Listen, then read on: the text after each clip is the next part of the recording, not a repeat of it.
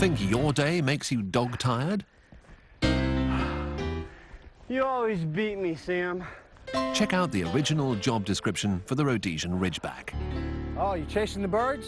Must be able to flush out birds and scare off prowlers. When he does his guard dog routine, he looks very ferocious. Must endure extreme temperature changes, from sweltering to freezing. Go without water for at least 24 hours. And finally, must be not too daunted to tackle the king of beasts. This is no problem for a Rhodesian Ridgeback. This breed required immense strength, a strong work ethic, and obvious bravery to do his job. Remarkable traits, but still not the trademark for this breed from Zimbabwe. The hallmark comes in the form of a ridge, a rough line of hair along its back. And the hair, actually in the middle of the ridge, is growing down this way, while the rest of the hair in this body grows back this way. And you can see how it swirls along the side to give it that ridge effect, like it's peaking up. The ridge should run from the shoulder blades to the hip bones. You've got these two little swirls, or moons, and it looks like a horseshoe right here. The crowns are the crowning point of the ridge. Come here. Come here. Come, sit. Sit. These regal dogs have been called the star athletes of Africa. But can Ridgebacks Kosa and Basha compete with their legendary owner? Examine the game plan. Come on, Kosa. Both former Pittsburgh Steeler Lynn Swan and his dogs love an open field. Oh, there's that quick move. Both know how to zero in on a target. Once they decide there's something they want, they figure out a way to get there. And they're sneaky, too. And they maneuver with the best of wide receivers. Get him, Basha. Get him. They'll be running in one direction, and they'll just pull on the brakes and go in a different direction. When you see them run, there's a little bounce in their step. And you can just see them waiting for, something to happen, and then they can respond just like that. If Ridgebacks make the best receivers, what about the rest of the team? Let's see. What kind of breed would be the quarterback? Maybe a collie might be a quarterback. You'd have a German Shepherd, might be your halfback or your tailback. And get that St. Bernard up on the line, get some of those big dogs up there, You want a Rottweiler to be your defensive lineman, defensive end, and your linebackers. And Dobermans would end up being your defensive backs and your safeties, the speed to match, That would be pretty good. And a canine on the sidelines? Oh, my God. What breed of dog would be the coach? Maybe Mike Ditka would be like a Mastiff. Or maybe he was a Rottweiler in his youth, but a Mastiff today. Lynn Swan is a legend in the Pittsburgh Steelers record book, with 4 Super Bowl rings and 1 Super Bowl MVP award. Hey. But to Lynn, Kosa and Basha are the real MVPs, most valuable pets. What are you doing? Assuming your position, huh? Early in the morning or late in the evening if I'm on the bicycle or something, and I'll come down and I'll watch sports or I'll watch some show, and they're content. It's like they're happy to see me come down, and we spend some time, although I don't talk to them when I'm exercising. Ridgebacks are hearty dogs that can jog over 45 kilometers with a little encouragement. I've tried to get them to walk on the treadmill, thinking that during the wintertime, I get them up there and they get a little exercise, but they don't like it. They hate it. They prefer front row seats for this workout. They're smarter than we are. We don't mind spinning our wheels and going nowhere. If they run, they want to cover ground. Lynn gained thousands of meters over his 9-year career, but he's lost a few steps, according to his son Schaefer. Okay, who runs faster? Daddy or Kosa? Kosa. Lynn's dogs reflect the breed's history in both ability and name. The name Kosa comes from a tribe in South Africa, Old Rhodesia, and the name Basha is the name of a river that ran through part of what was the Old Rhodesia, and so we gave them names that were important to their tradition and history. In 1924, a group of men celebrating the South African heritage developed a standard for dogs indigenous to the region. They named this son of Africa breed the Rhodesian Ridgeback. But the Rhodesians' predecessors roamed the open fields long before the 1920s. What I know about the earliest ancestors is that they're related to that dog, the Hottentot dog. The Hottentots were a nomadic people who used a dog resembling a jackal for hunting. The dog's popularity expanded. Many of the tribesmen in the Xhosa tribe, they go out and they'd hunt. Some of these dogs began to develop a ridge or stripe going down their back.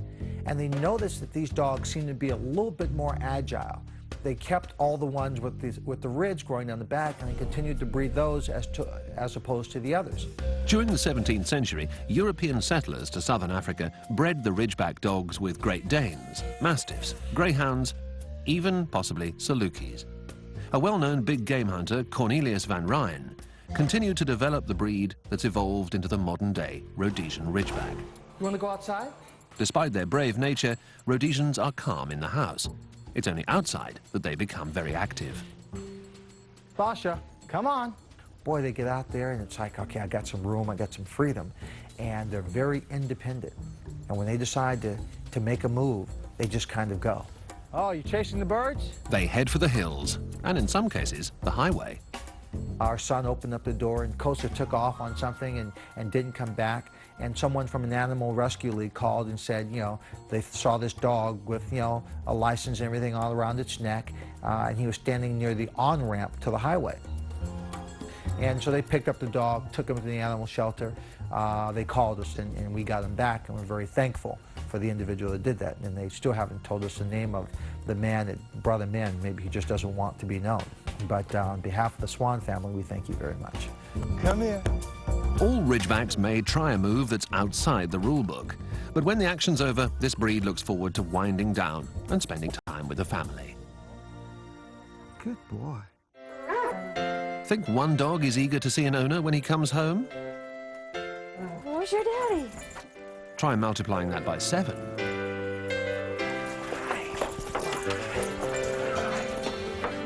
This is a breed that loves to hunt and hang together. Good boy. And humans like Dave and Jean Nixon are considered part of the pack. Go find the bunny. This pack mentality encourages a howling good time. Although Ridgebacks thrive in arid conditions, they can acclimatize. In time, their coats become denser when exposed to colder weather. Good dog. But these pups are indoor dogs. Shakat, come. Their schedule consists of 2 hours of running wild, followed by 22 hours of rest and unwinding. I like a dog that you can go for a walk and then you come back and they can just crash out on the couch. Wherever it's soft, that's where they're going to be. And wherever the sun's shining, they're usually laying on something soft in the sun. That's what they like. Home is seventh heaven to these African sighthounds, and it's always Jean's goal to keep them happy and healthy.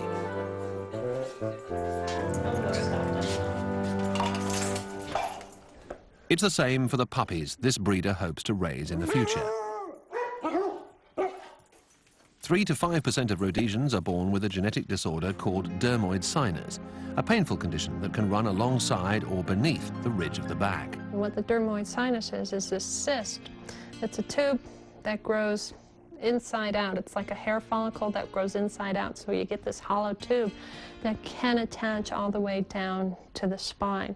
It's detectable at birth. A Rhodesian breeder can detect the sinus infection by performing a simple physical test on a newborn. You grab the skin and hold it up, and you just run your fingers down the length of the spine all the way along here, and you're just feeling for something that feels like a thread. 90% of your sinus dermoids you're going to find along the spine. The sinus creates an open path from the unsterile outside world to the dog's internal body. The condition causes repeated and uncontrollable infections. The condition is operable unless the sinus attaches to the spine. Come on, sweetie. It then becomes difficult, even dangerous, to try and remove it. She likes coming to the pharmacy to get her medicine. Fortunately, an experimental treatment may help to prevent the condition. Come here, sweetie. Come here. Anytime I have a compound to make, I have all these recipe books. And as a pharmacologist, Jean can compound the ingredients herself.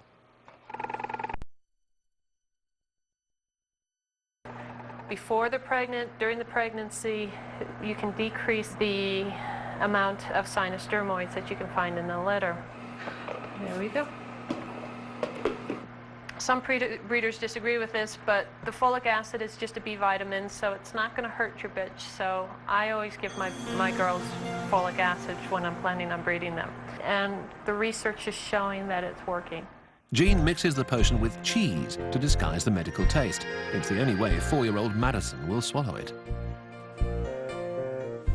It's a treat instead of medication.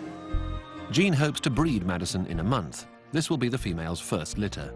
She wants me to make sure her babies are good.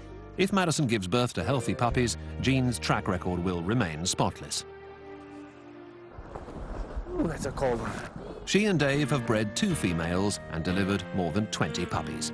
And to date, only 1 pup was born with sinus dermoid.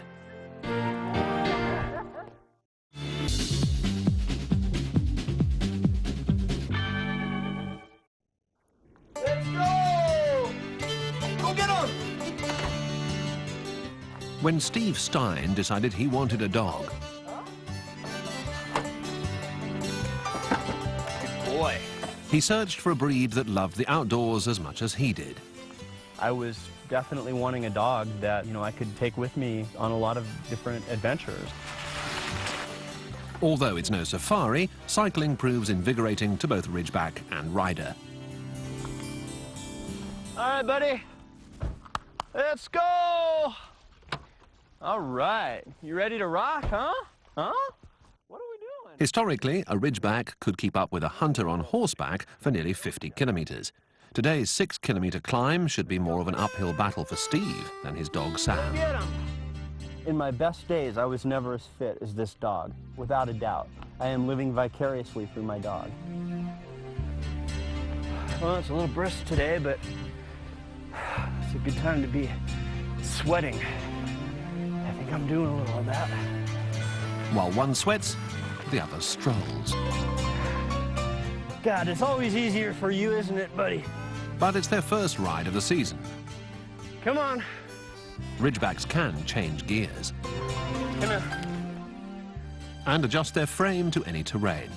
No helmet required. There was a big mountain bike ride we did last summer. We did 28 miles. Hey!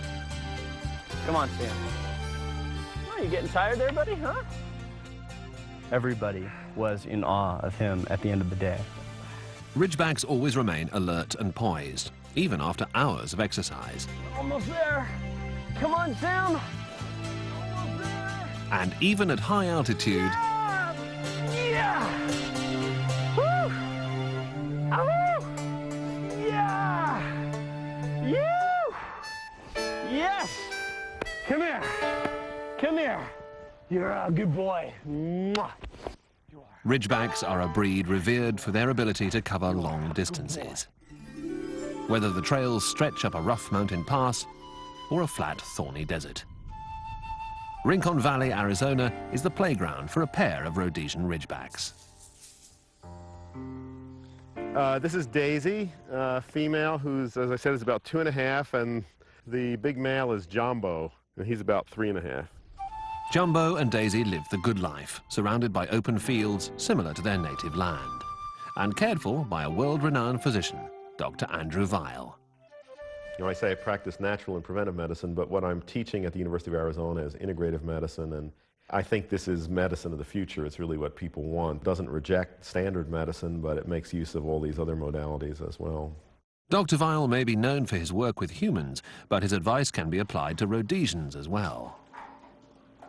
There's a tremendous movement of what's called holistic veterinary in this country, and this is everything from veterinarians who use acupuncture to treat horses especially, but also dogs. And I've seen some very, very good responses of animals to these kinds of treatments. Come on, doggies. His prescription for good health includes regular exercise. Rhodesian Ridgebacks need to exert their energy. Yes, let's go for a walk. Otherwise, their active minds will find other, more destructive ways to tire. These dogs also enjoy the company of their own kind and their owners. It's going for a walk behavior. They were bred to hunt in packs. I have sometimes been around packs of Ridgebacks, and it was interesting to watch how they worked. One of them started untying my shoelaces, while another one was kind of nipping at my heels, and others were kind of pressing me from the side, and they were working as a coordinated team and getting me to go where they wanted me to go. Packs of Rhodesians not only rustled lions in the African savanna, they also tracked and maneuvered leopards, buffalo and antelopes towards their snare. The wide-open range of the South African veldt provided little cover, so Ridgebacks were bred as silent trackers, allowing them to sneak up on prey and avoid being noticed. As few as 3 Ridgebacks could take on a pride of 5 lions. After targeting one specific cat, the dogs would take turns distracting and agitating the animal, trying to stay just outside its reach. The 3-pronged attack continued until the hunter arrived for the kill. Yeah, it also amazes me that, they'll see something like a deer or a bobcat in the distance here, and they'll take off like rockets through the desert. Jumbo! Hey! Jumbo! They just go cross-country through this rough stuff and all this cactus. They never get thorns, and they seem to know how to do that. A breed with a careful step and a soft voice. They really don't bark unless there's a reason. So if one barks, beware. This tough and stubborn breed growls to startle both predator and prowler. Come on, doggies. In addition to adequate exercise, these hearty hunters need a proper diet to reach their 12-year life expectancy. My old dog, who just died, lived to 16, which is really off the charts for this breed. She was a big dog. She had a really good quality of life, even up till 6 months before she died. I think some of that was due to the fact that she lived in a very good environment, that she was loved, and I gave her various supplements and natural remedies to treat different conditions that she had. I give them some essential fatty acids. It's a fish oil extract, and they get a good quality natural kibble with just a little bit of natural lamb and rice formula. The right nutrients can help sustain good health, just like the right pet can help nourish an owner. I'm just enormously impressed with their qualities of steadiness and uncraziness and calmness and loyalty, very responsive to humans. The Ridgeback fits Dr. Weil's lifestyle, but others prefer something closer to the breed's historic adversary. I have a lot of friends who are into cats, and I have one friend that, what I said to him, the difference is that if I were reduced to the size of a mouse, my dogs would know me and continue to be friendly. If he were reduced to the size of a mouse, his cat would eat him. It requires great size and spirit to outmaneuver the fierce claws of any cat. All in all, it required more than 4 centuries to create the rugged and tough-tempered breed of Old Zimbabwe. European explorers arrived on the Cape of Good Hope in the early 16th century. They brought with them Great Danes, Mastiffs, Bloodhounds, and some of their favorite sighthounds, including Greyhounds and Salukis. They met the native Hottentot tribes that utilized domesticated dogs with trademark ridges on their backs. The sellers had never before seen such a make of dog. In fact, the only other breed like it was discovered later in the Gulf of Siam. Today's Rhodesian Ridgeback required a hodgepodge of all the European imports, combined with the Hottentot original. Breeders like the well-known Avondale Kennels helped improve the Ridgeback during the early 1900s in South Africa. But it took until 1932 before the African breed made ripples in England. That's the year Mrs. J. Player debuted 2 of her imposing and imperial hounds at the National Kennel Show at Crystal Palace. You may think that once you've seen one, you've seen them all, but Rhodesian Ridgebacks vary in color, from light to red wheat. And some are even born without a ridge, although it's not considered proper. Other facts you should know? The Ridgeback earns his stripes and 4 points for versatility. The AKC classifies them as sight hounds, but other countries considered them a more working or sporting dog because they hunt by both sight and scent. 3 points for health. An owner should have a pup x-rayed for hip dysplasia and check for dermoid sinus. For protection, 2 points. When you're bred to tackle lions, you may have too tough a streak for some owners. 2 points for backyard manners. These dogs love to dig and can be a menace in the garden, but it's not the case inside the house. The Ridgeback deserves 4 points for compatibility. They're great house dogs, and they're not picky eaters. Hey, buddy. You ready to go? Huh? After a quick pit stop with a check on the tires and pads. He hasn't had a problem in a long time, but you know, it's good just to feel around, make sure he's not wincing or uncomfortable. You okay there, buddy? These biking partners are ready for a thrilling ride back downhill. Look at the size of those things, huh? Good boy. Yep, so he's in good shape. You ready to go home? Let's go home. Come on. And on the rare occasion that Steve is riding faster than Sam is running, they've worked out a system to avoid adding a tire track to Sam's Ridgeback. Sometimes we're on trails, and he always likes to get ahead, but sometimes he doesn't realize that we're coming up fast. And so my friends and I, we all have a particular call. Huzzah! Huzzah! It's an old Cossack saying, sort of like a, yeah, giddy up, go! Huzzah!